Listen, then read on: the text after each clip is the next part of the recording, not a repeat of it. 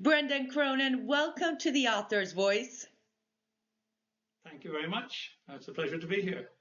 The book is called Cheffin. Love this title, From Potato to Caviar.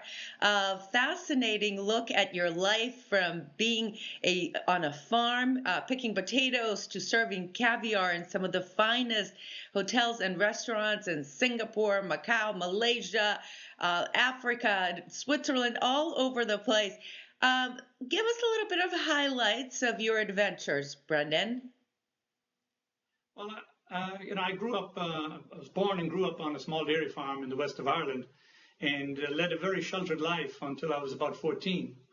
And then I went to culinary school.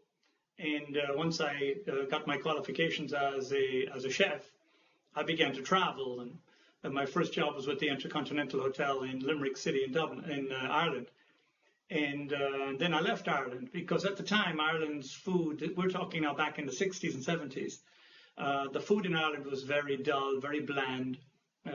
The Irish aren't very well known for their food. We're better known for our beverages. We do a pretty good job with the beverages. And entertainment. And entertainment, yes. Yeah. And so the food was very bland, but I wasn't to know that because I hadn't experienced any other flavors. So it really was a meat and potatoes.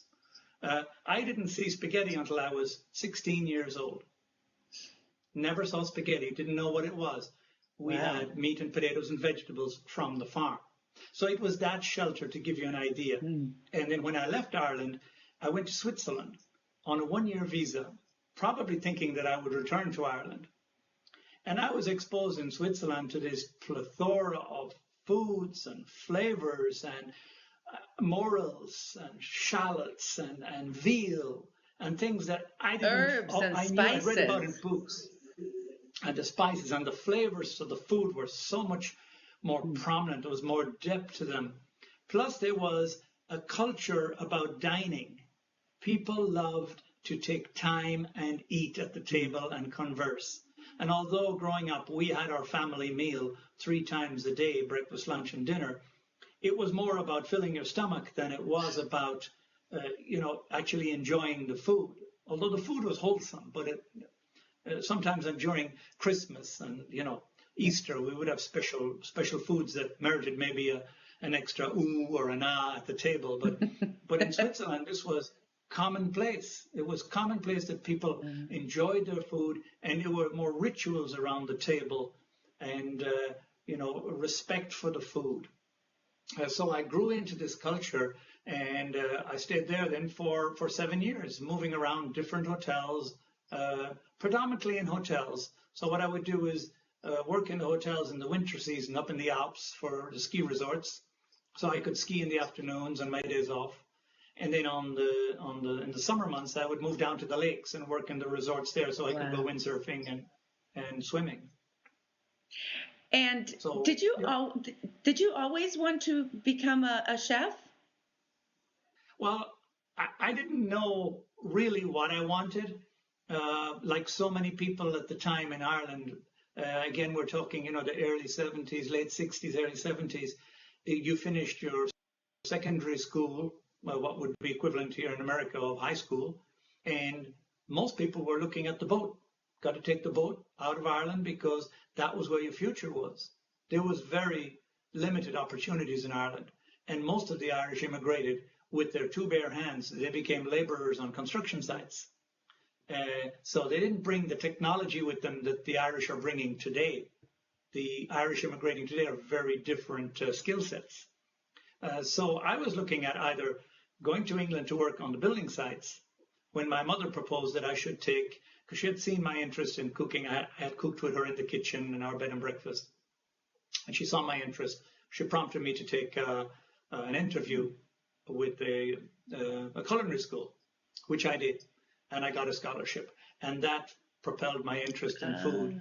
And I've been working around food ever since. So and now I have my mother to thank for that.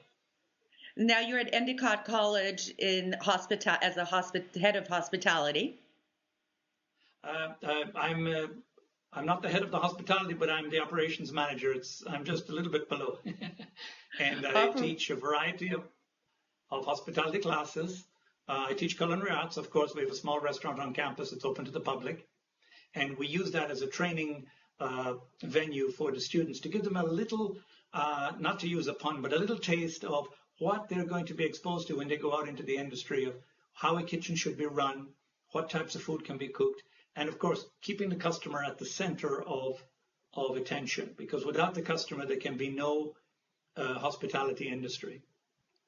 What did you learn about yourself as you were writing this book about your life and all your adventures and how far you've come, literally how much you've traveled?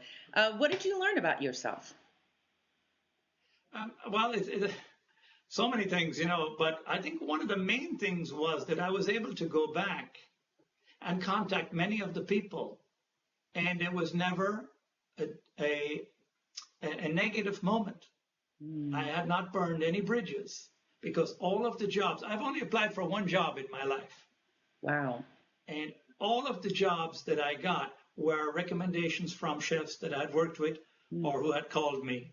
And that isn't to say that I was a 3-star Michelin chef, and I applaud those chefs. But I found I had this ability to get along with people.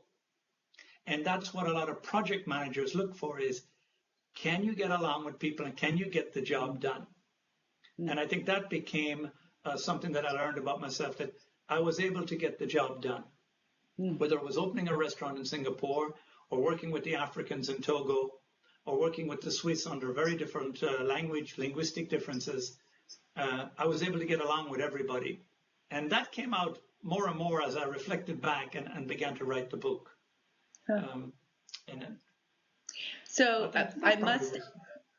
So I must ask, okay, you're married to your lovely wife, Christine, who is you met her in Switzerland.